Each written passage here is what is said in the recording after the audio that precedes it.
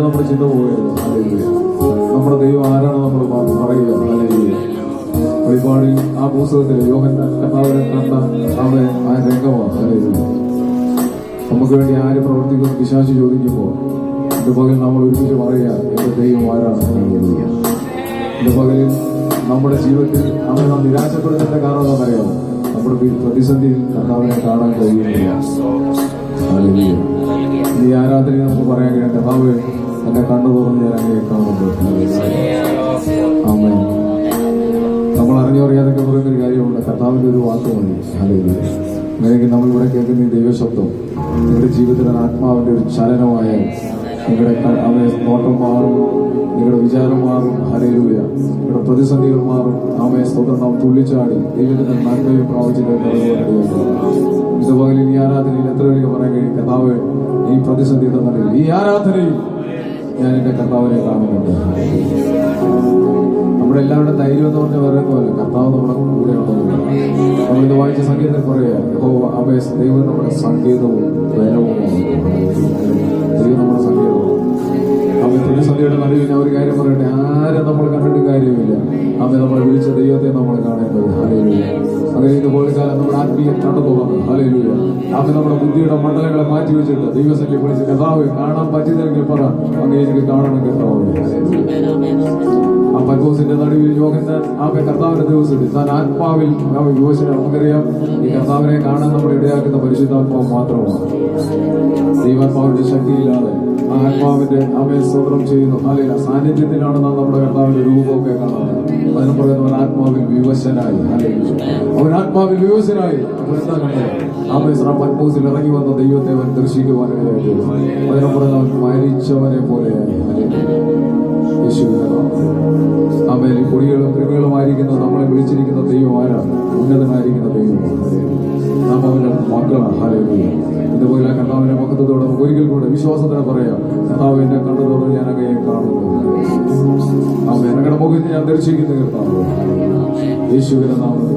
ആമേലാമേലാം. ഞാൻ പറയുന്നതിനപ്പുറമായി നിങ്ങളുടെ വിശ്വാസത്തിൽ നിങ്ങൾ പ്രതികരിക്കണം. ദൈവസന്നിധി ആമേലാമേൽ. ആ സ്ത്രീ തൊട്ടതുപോലെ കർത്താവ് നിങ്ങൾ കാണുന്നുണ്ടെങ്കിൽ നിങ്ങൾ തൊടാൻ കഴിയും, തൊടണം. കർത്താവ് ഇന്നത്തെ ജീവിതത്തിൽ ആമേ സ്തോത്രം ചെയ്യുന്നു. ദൈവമാകെ വിശ്വാസത്താൽ നമുക്ക് എന്താ ദൈവസ്ഥലം പ്രാപിക്കാൻ കഴിയും. കർത്താവിന്റെ മുഖത്തേക്ക് ഒരിക്കൽ കൂടെ നമുക്ക് എന്റെ കണ്ണു തുറന്ന് ഞാൻ കാണുന്നു. ആദ്യനും അന്ത്യനുമായിരിക്കുന്നു ദൈവത്തിൽ നമുക്കൊരു തുടക്കം. ദൈവം നമ്മളെ വിളിച്ചു. അവനെ വിളിക്കത്തൊരു പൂർണ്ണതയുണ്ട്. അവിടെ എത്തിക്കുവാൻ ഈ ദൈവം മര്യാദ.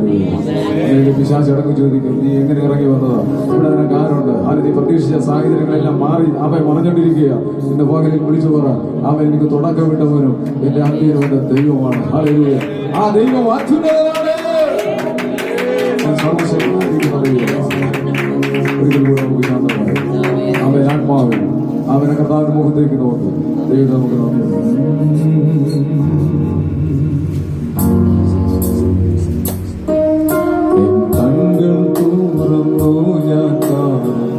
വായുകളത്തോളം പാടിയാണ്.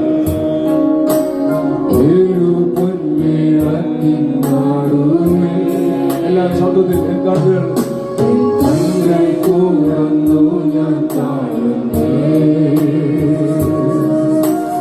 ഏഴു പൊന്മേളത്തിൻ നാടുവേ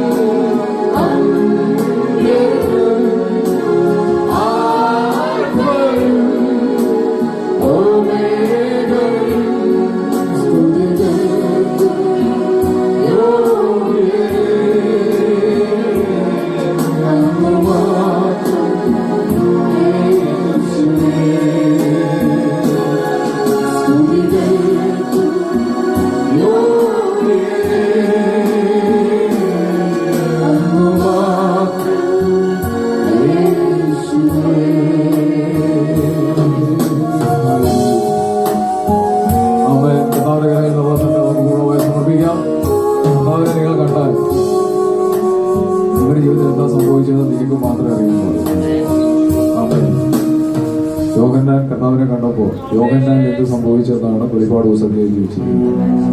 കർത്താവിനെ നിങ്ങൾ കണ്ടാൽ നമ്മെ സ്വന്തം നിങ്ങളുടെ ജീവിതത്തിൽ എന്താ സംഭവിച്ചതെന്ന് നിങ്ങൾ പറയുമ്പോൾ മാത്രമേ അറിയേണ്ടിയുള്ളൂ. ദൈവങ്ങളെ ഇതാണ് നമ്മുടെ ഏറ്റവും വലിയ ഭാഗ്യം. നമ്മൾ എത്ര മണിക്കൂർ ഇവിടെ വന്നിരുന്നതല്ല, നാം നമ്മുടെ കർത്താവിനെ കണ്ടോ. അതിനൊക്കെ ദൈവം നമ്മൾ ആരാധനയിലൊക്കെ ദൈവം ശബ്ദം കേൾക്കുമ്പോൾ ആ ഒരു കുഞ്ഞിനെ പോലെ കർത്താവെ എനിക്ക് അങ്ങയെ കാണണം. അതല്ല ഏറ്റവും വലിയ കാര്യം. നമ്മൾ പ്രാർത്ഥിക്കുന്നതിനേക്കാളെല്ലാം അപ്പുറമായി കർത്താവിനൊന്ന് കാണുമ്പോൾ യേശുവിന്റെ നാമത്തിൽ അതുപോലെ കാലം കർത്താവ് നമ്മുടെ കൂടെയുണ്ട്. ഈ ആരാധനയിൽ ദൈവം വിശ്വസിക്കുന്നവർക്ക് വേണ്ടി ചില അത്ഭുതങ്ങൾ ചെയ്യുന്ന ദൈവമാണ്. നമ്മൾ വിശ്വസിക്കാം. എന്നുപോലെ ഞാൻ ആത്മാവിന്റെ ദൂത് പറയാം. നിങ്ങളായിരിക്കുന്ന എല്ലാ പ്രതിസന്ധിയുടെ നടുവിലും ദൈവം നിങ്ങളുടെ കൂടെയുണ്ട്. അവിടെ ദൈവത്തിന്റെ മഹത്വം കാണും. സ്വന്തം ദൈവം നമ്മോട് സംസാരിക്കും. ഹല്ലേലൂയ. വിശ്വാസത്തോടെ നാം പ്രതികരിക്കുമ്പോൾ സ്തോത്രം ചെയ്യുന്ന ഒരു സ്റ്റെപ്പും പുറകോട്ടല്ല വെക്കാൻ വേണ്ടി പോകുന്നത്, മുന്നോട്ട് തന്നെ ഇഷ്ടപ്പെടുത്തുള്ളൂ. ഇതുപോലെ കാലം കർത്താവിന്റെ കാര്യങ്ങളിൽ നമ്മൾ സമർപ്പിക്കാം. തുറന്നു നമ്മൾ സംസാരിക്കുവാൻ